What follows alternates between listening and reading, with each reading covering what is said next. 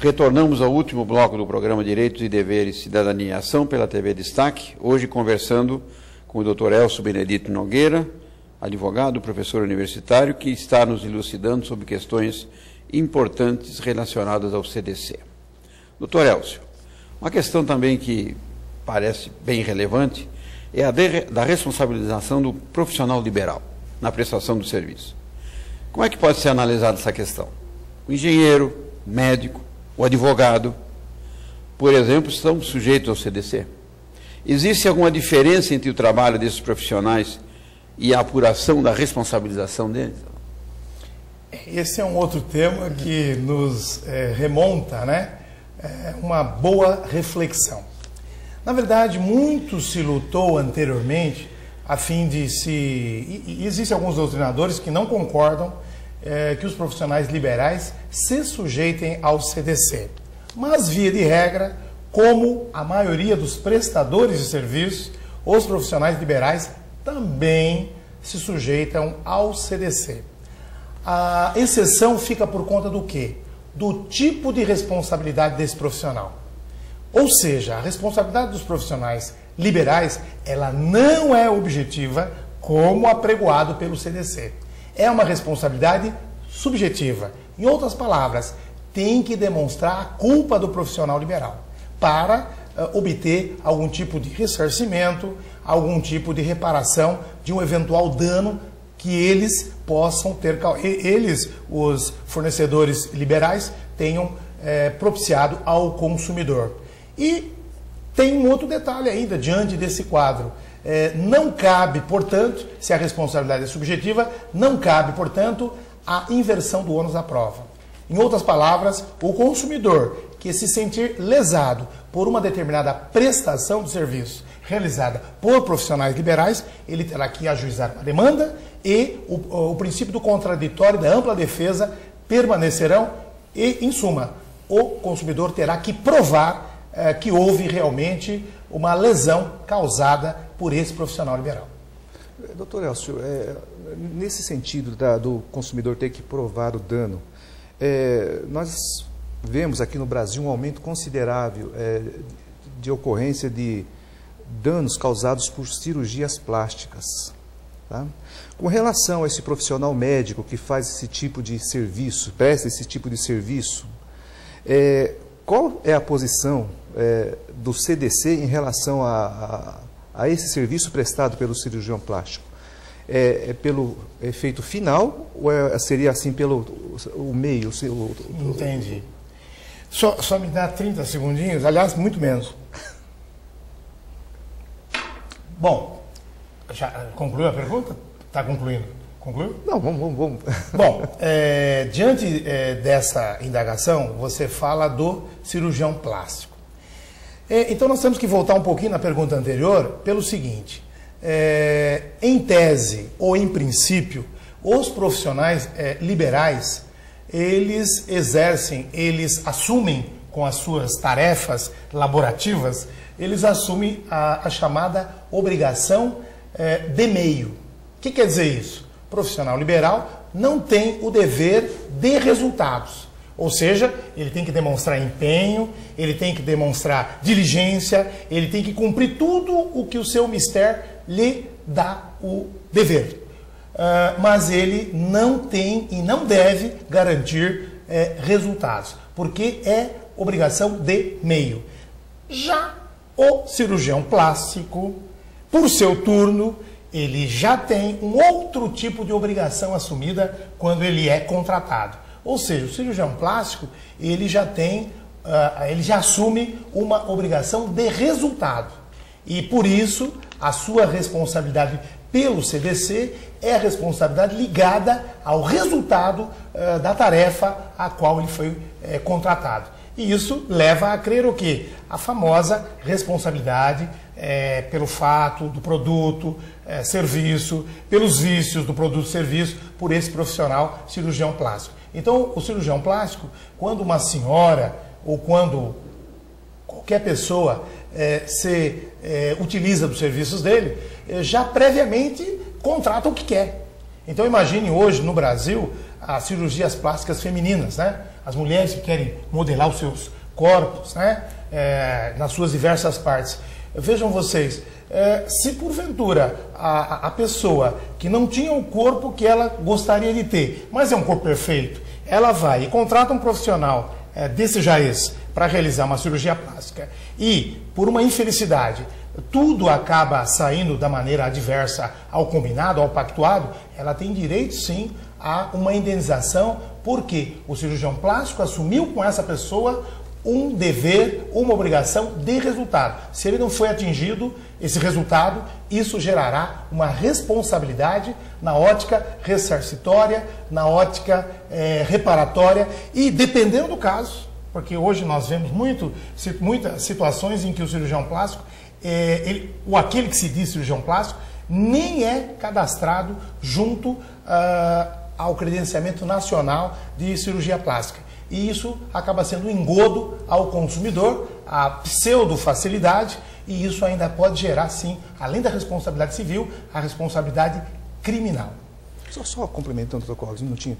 Quer dizer, o cirurgião plástico, então, que promete, por exemplo, o rosto de um artista para o cliente, né? Os lábios da Angelina Jolie, por exemplo. Sim. Ele não atingiu o resultado, é passível de sofrer um processo em razão desse serviço mal executado.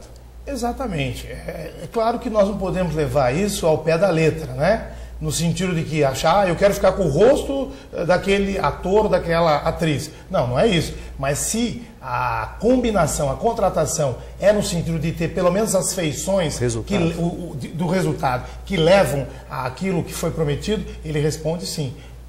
Por quê? Porque a obrigação que ele assume é de resultado. Logicamente que ninguém vai no cirurgião plástico para ficar mais feio, né? Exatamente. Vai lá para ficar mais bonito. Né? E às vezes, além de não atingir o objetivo da parte estética, ele vem até sofrer alguns danos, né? E é crescente o número E aí, então, é que pode gerar uma questão criminal. Né? Sim, ainda prejudica mais o que o consumidor queria mudar, o que é pior, né? Um agravante, na verdade. Doutor Elcio, avançando um pouquinho, temos várias questões aí, certamente eu acho que nem vamos ter tempo de abordar todas. Questão do contrato de adesão. Né? Nós sabemos que o contrato de adesão é uma prática muito comum, né? E o consumidor, invariavelmente, está se deparando com aqueles contratos em que ele assina, muitas vezes, sem poder mudar uma vírgula daquilo que está contido nesse instrumento. Ele tem alguma proteção especial no CDC ou não? Tem sim. Inclusive o CDC disciplina essa modalidade contratual, contrato de adesão, no artigo 54. Na verdade, o que é o contrato de adesão em sentido prático? É aquele contrato através do qual, né, o consumidor, ao aderi-lo, né, porque ele, na verdade ele está aderindo, ele não participou da elaboração de nenhuma das suas cláusulas. Então é um contrato que já vem pré-pronto, digamos assim. Ele já está pronto, na verdade. Por que o pré-pronto? Porque só depende da assinatura do consumidor no sentido de aderir às cláusulas daquele contrato. Então, na verdade, o CDC disciplina, sim, esse contrato, e nós poderíamos simplificar essa disciplina da seguinte maneira. Primeiro, esse contrato tem que ter letras legíveis. Né? O código fala no tamanho 12.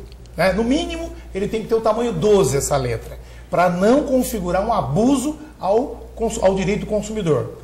Outro detalhe ainda, qualquer contratação, e principalmente a contratação adesiva ou por adesão, por contrato de adesão, pode ter uma cláusula limitadora de direitos do consumidor.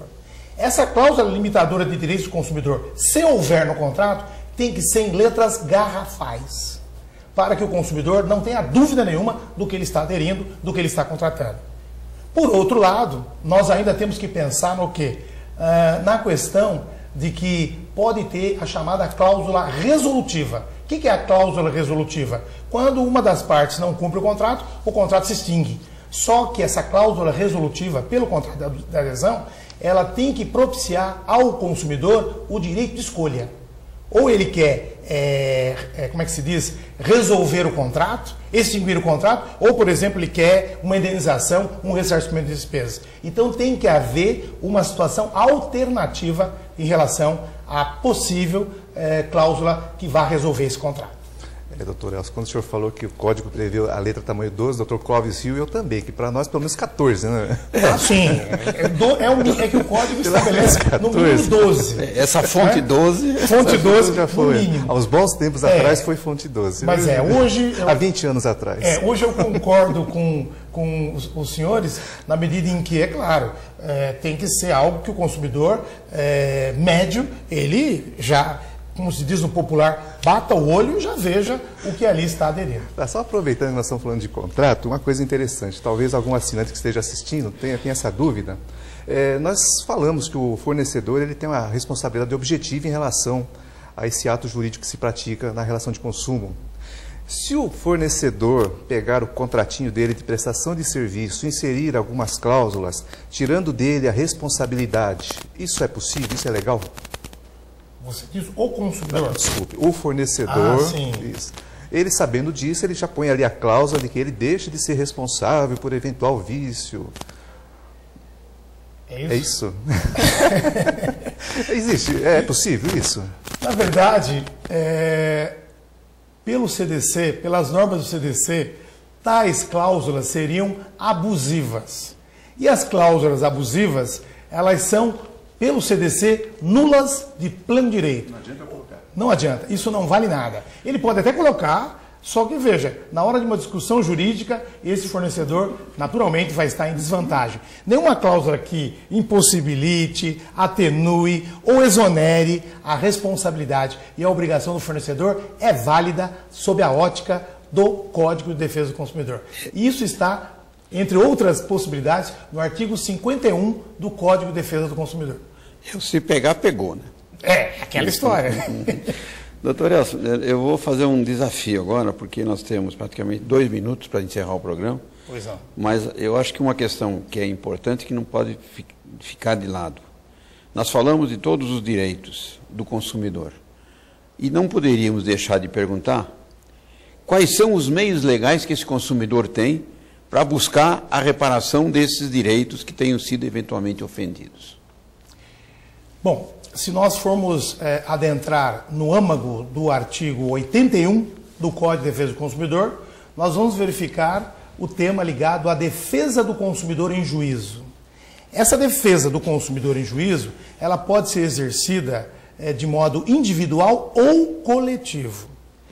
Então, na verdade, o consumidor que se sentir lesado individualmente é uma situação muito mais, entre aspas, tranquila, para que ele possa propor as medidas judiciais cabíveis para a salvaguarda dos seus direitos e interesses. Basta ele contratar um advogado, ou se ele não tiver condições financeiras, se sujeitar, né, ou se utilizar, melhor dizendo, dos serviços da Defensoria Pública Estadual, para que ele proponha a medida visando a salvaguarda do seu interesse. Então ele pode ajuizar uma ação individualmente. Porém, é disso que o Código do Consumidor, ele se preocupou muito mais com os interesses coletivos do que com os interesses individuais. Isso não quer dizer que o individual não tenha a vez sob a ótica, sob o prisma do CDC. Não é isso. É que, como eu acabei de dizer, o consumidor individualmente assim analisado, é muito mais fácil, é muito mais prático para ele tomar as medidas cabíveis para se proteger. Já o coletivo é mais complicado. Então aí nós teríamos as pessoas elencadas no artigo 82, o Ministério Público, a União, os estados, os municípios, o Distrito Federal, bem como as associações, etc., hábeis a estar defendendo esses interesses coletivos desses consumidores, que diga-se de passagem, são, na verdade, situações muito mais complexas, porque os interesses coletivos são os difusos, são os coletivos, ou os chamados individuais homogêneos, que tenham aquela conotação coletiva. Então, esta é a prática, é a normatização do CDC em relação à defesa dos consumidores em juízo. Muito bem, doutor Nelson. Doutor Cazu, lamentavelmente o tempo escoou, né? Teríamos uma série de outras questões. Certamente contaremos com a presença do Dr. Elcio em outra oportunidade, agora no início de 2012, né? Já estamos chegando ao final do ano, e certamente será bem-vindo para que outras questões possam ser abordadas de interesse do telespectador. Esperamos contar com a sua presença em outras oportunidades e fique à vontade para as suas considerações finais. Eu agradeço a oportunidade de estar aqui falando um pouco a respeito desse tema, que é um tema, eu me permito a dizer, apaixonante, porque é o nosso dia a dia, mexe com o dia a dia das pessoas. E não podemos deixar de ilustrar nesse momento que direito do consumidor é princípio constitucional, né? Então a Carta Maior que rege esse país já determinou que o Código do Consumidor é real, o Código e o direito do consumidor é um direito, um princípio constitucional. E eu espero que eu tenha de alguma forma, de uma maneira simplista, de uma maneira objetiva, ajudado, auxiliado aos telespectadores e, na certa, em outras oportunidades, se convidado for, estarei aqui com o maior prazer. Eu só tenho nesse momento a agradecer e a desejar a todos muita paz, muita harmonia e muito exercício de cidadania, porque direito do consumidor é cidadania. Muito obrigado. Doutor Gazul, agradeço sua companhia, compartilhado o programa conosco hoje. Telespectadora da TV Destaque, nosso muito obrigado pela companhia. Até o próximo programa. Boa semana. Até lá.